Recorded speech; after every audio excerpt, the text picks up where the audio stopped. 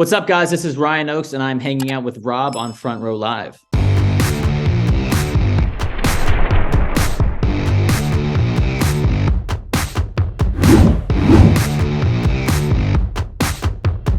What's up, dude? I'm super excited to be talking to you. I'm a fan of your music, and I love the fact that you seem to come from the rock pop punk world as well as the hip hop world and find a way to kind of mesh it all together in the music that you've been releasing. I'm a big pop punk kid, so listening to this kind of music with a different kind of twist or take, like, gets me super excited every time. So congratulations with that. But I want to dive in and talk about that creative process with you, because I feel like it's hard to mesh so many different genres like that and be able to create something that is your own lane. Yeah, man. I mean, like you said, I kind of started in this rap world, and then I got a lot of buzz as a rapper, did that hardcore for like 7 years or so. And then I moved to LA, and I was just a Virginia kid, so there was not much going on pop punk or rock or even honestly rap wise. So once I picked rap, I thought I had to roll with it. And then I moved to LA, and there's all these people making all different kinds of music, and I kind of was burnt out on rap. And a buddy of mine moved in with me that was in pop punk bands, and he was like, just try to make a pop punk song. Like, let's just do it for fun. We don't have to put it out, whatever. And then we instantly just meshed it with rap for some reason on the verses, just like off rip. And it was like really cool. And we were like, this could be something. And then right at that time is when MGK did his stint with the pop punk stuff and exploded. And it helped me because I was also moving into that lane. And then I'm just like ADD. So I was like, okay, we did two genres. Let's do rock now and see what happens. Let's add some like screams and some songs and see if we can do that. And then ultimately it came to this thing where we were like, let's just try to make a new sound. Let's try to mesh everything. It's been like 3 years that we've been working on trying to figure it out. I think we got really, really, really, really, really close with this album. Like I was like 95% satisfied with how well we did it. But I have another one done, a second album that really did the 100%. But it's either way, I think it's a great album. I'm not saying it like it wasn't 100% a good album, but it's really hard to do all that in one song, if that makes sense, without it sounding like it's like schizophrenic and like all over the place. So yeah, it took a lot of work, but I think we're all happy with how close we've gotten at least. Yeah, I'm sure like that process though of kind of discovering not just your lane, but like trying to discover how these songs would kind of mesh together and fit this body of work that you're creating. So as you kind of already talked a little bit about the album, like I want to talk more in depths of it, and like how did you go about as far as like figuring out what kind of story or what kind of theme you wanted to have on this upcoming album, Wake Up, dropping May 5th, right?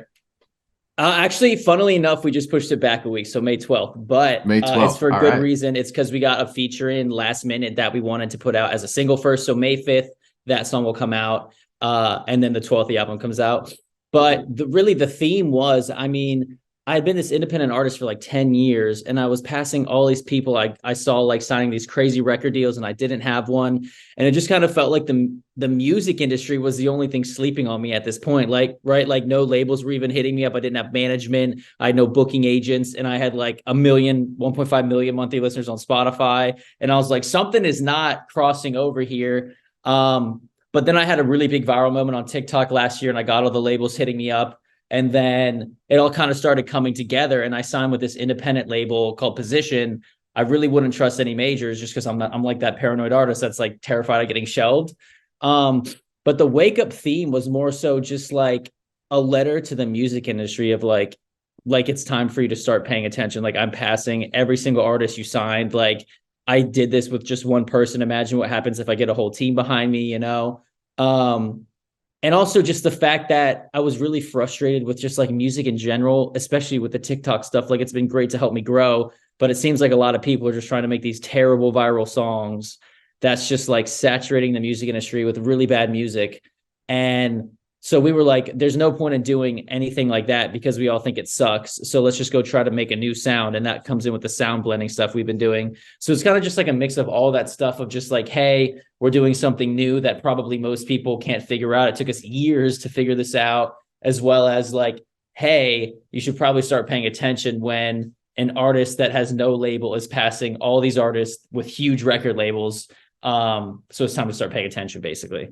It's kind of unfortunate that that's literally the music industry right now. Like I feel like if you're not buzzing, they don't care, no matter how Yeah. good your music is. And it's really unfortunate just because there's so much great talent out there like yourself that is like doing so much better than these artists, and they just won't care until you hit some kind of record. But I'm glad that you are doing this independently. I feel like it's better for you, especially in the lane that you're trying to be at, assuming this is where you want to stay. But like I feel like it's a good way to still be creative the way that you want to, and test things out, test the waters the way that you want to without having any restrictions. Going back to this album, I love that there's multiple you collaborated with multiple producers during this process. Um, what is that like for you, and how are you able to do that, work with so many different producers but yet still have like one cohesive body of work?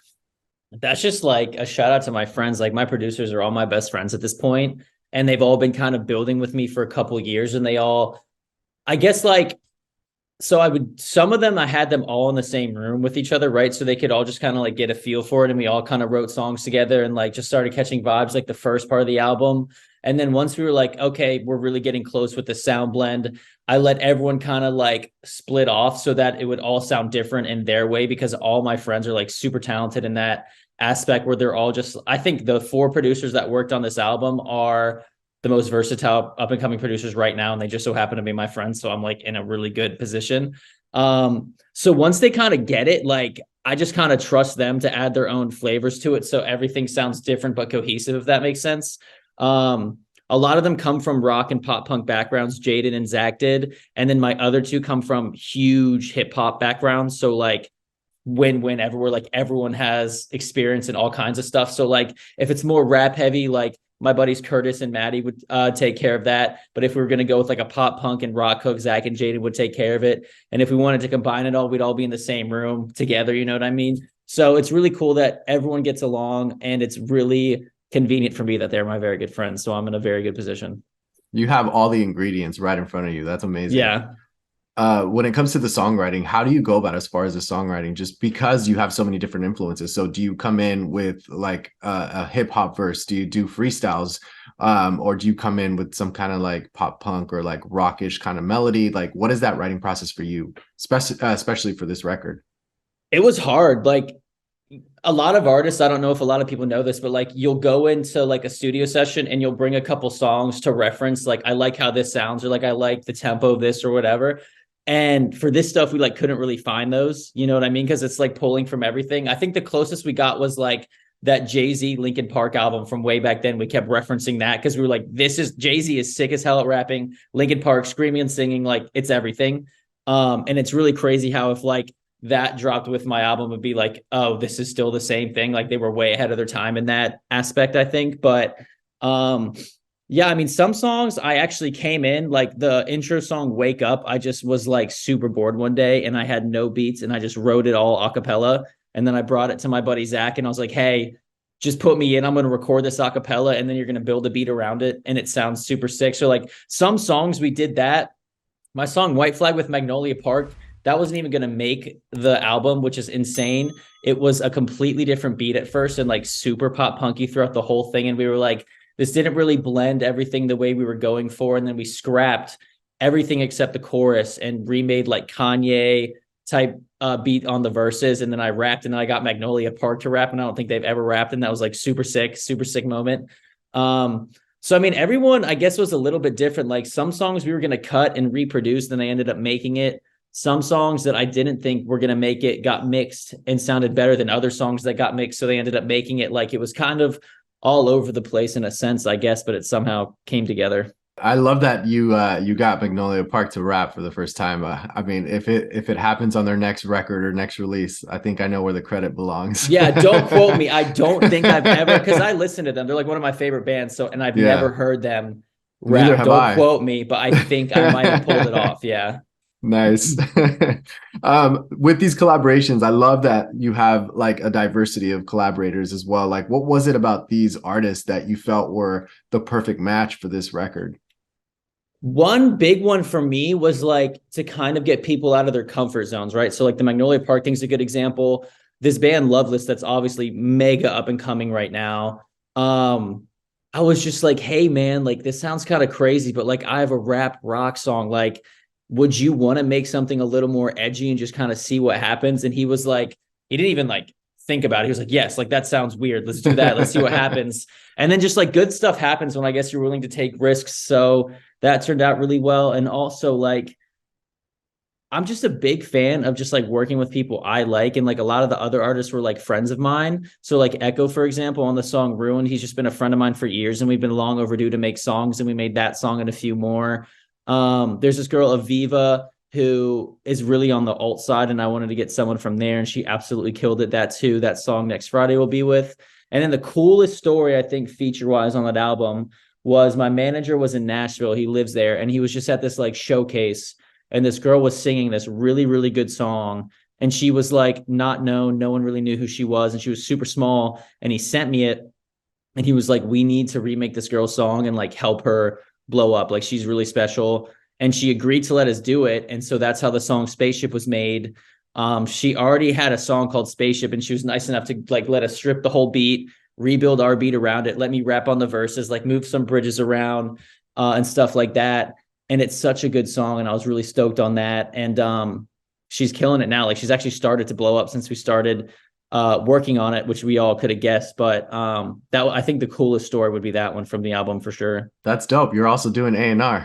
Yeah, right. Slowly. I'm trying to get a little experience everywhere these days, I would say. Yeah, you pretty much have to. Like, I feel like it benefits the artist to just know the entire business inside and out. Uh, Especially, because these deals are crazy.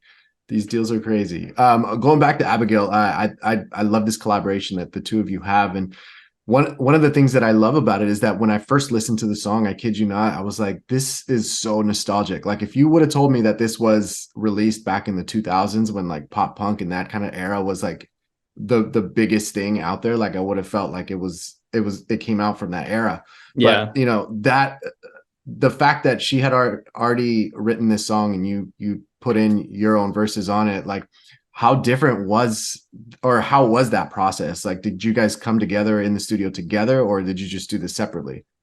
She's in Nashville too, and I'm in LA. So we basically just kind of jumped on the phone and we were like, hey, like, this is your song. We don't want to take it in a direction that you're not comfortable with. Like, wouldn't you be stoked on it? So I just told her, I was like, this just comes, it seems like it's coming from the perspective of losing someone. Everyone's lost someone, or maybe someone that overdosed. And I feel like a lot of people know someone that also went through that as well. So as soon as she like was like, yeah, I mean, it's up to you to take it whichever direction you want. Like I'm cool with either one of those. And then once we got that direction, I just sent her my verses once we recorded them, and we wanted to make sure she was happy with it. She didn't think we like hijacked her song and ruined it. You know what I mean? Like we want to make sure the other person was super happy for even letting us do that. So it was just a couple times back and forth.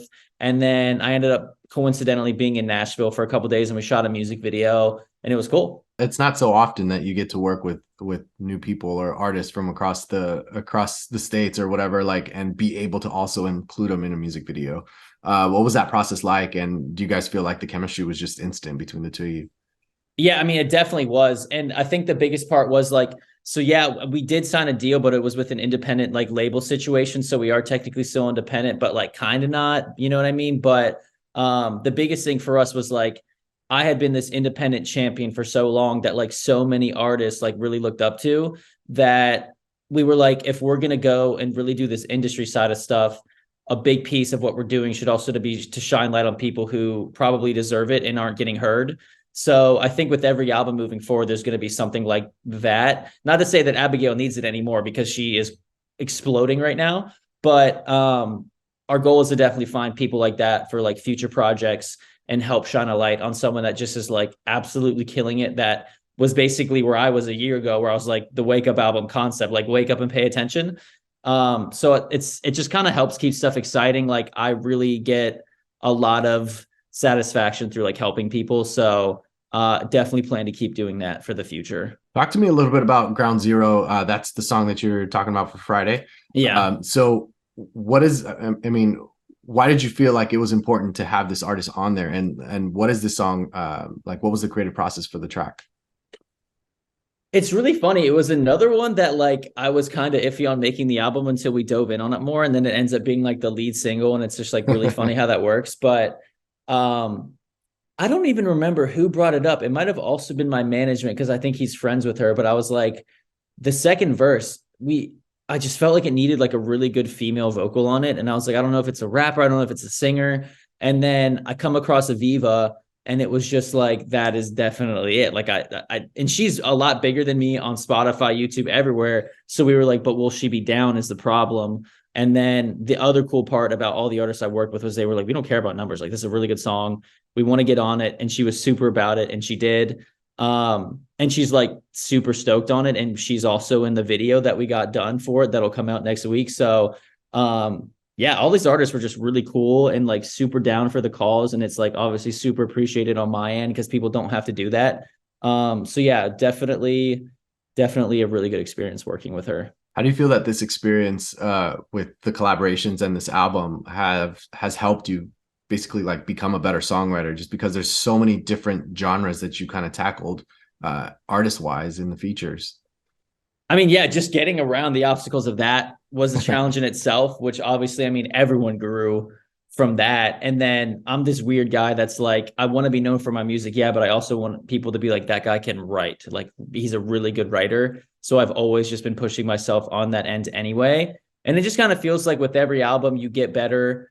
I think I really started like the trajectory started going like way straight up on that stuff when I started working with my friends, because they're all so experienced in that field and they had way more experience than I did. And you just kind of learn from everyone slowly. But yeah, I mean, just the fact that we're blending so much stuff, it's just like hyper evolved all of us very quickly into being able to write something that, I mean, I'm not gonna say we're the only people that can do it, but it's gonna be really hard for other people to replicate. And that was the goal. Obviously, we're trying to do something that no one else is doing, because we're all at a point where we're like, if this isn't new, there's no point, kind of. That's just our mindset. Like, we want to be the people that are known for making something new and not just like trend hopping, I guess. So that was honestly just that stuff itself helped all of us just like grow extremely quickly throughout the entire process of the album. Once this album drops, you're going to be on tour, the Wake Up tour. And is this your first like headline tour, or is this your first tour? I've done many tours actually. Okay, that's what I thought. Yeah, direct support. I mean, I've probably done like 100 shows, but headline, yeah, and that's the exciting part. Like, when you're this opener on tours, you have to worry about winning crowds over, or if the other band's fans will like you, or the other rappers' fans will like you. But now you're just like, everyone's here for me. Like, this is sick. Like, I could probably mess up on stage and no one's gonna care because they love my music and they're here for me. Like, it feels like I'm a little nervous, but it's a lot less pressure. You know what I mean? Because you know the people already like you. So it's a new feeling going into a tour in that aspect, where I'm not like, how do I win these people over? I've already won them over. Now I just got to make sure the show kicks ass. Everyone leaves happy. I try to meet everyone after the shows too, and I'm still going to do that. So yeah, I think it'll be really cool. And I'm very excited about the fact that 10 years in, I'm finally at a point where I can headline some shows, get some kids out and have some fun. But that's what they say, right? You have to put the 10,000 hours before you can actually get there. So yeah, you're doing it clearly. You're bringing some new talent as well on this tour. What is it about this talent that you felt was the right fit for these performances, for these shows? And do you offer them any advice just because you've been where they've been before? Sharia Moore is sick just because like they're kind of doing the same thing I do. Like, they rap on pop punk songs here and there, which is really sick. And I was just super about that. And when we were looking for people, I was just asking friends of friends, and I kept getting them as recommendations. And then lo and behold, my booking agent gets an email from them. And I was like, yeah, add them. Like, everyone's been saying to add these guys. And then Lato, my direct support, has been a buddy of mine for a year who's also signed to the same independent label. And that's how we met. And it's just like trying to add that other flavor in, because Lato's more like 21 Pilotsy, but also on the rock side kind of. And then I was just like, I don't want to do three people kind of doing similar stuff back to back to back, because I feel like that'll get kind of boring. So I feel like he was the right guy to like put in between me and Sharia Moore, that would keep the vibes high and that my fans would also like, but he also would bring a different flavor to the table to keep things interesting and keep people engaged, I guess, would be the logic. Well, I'm looking forward to this tour. You guys are going to be hitting up LA in June. You guys are closing out pretty much in LA, right?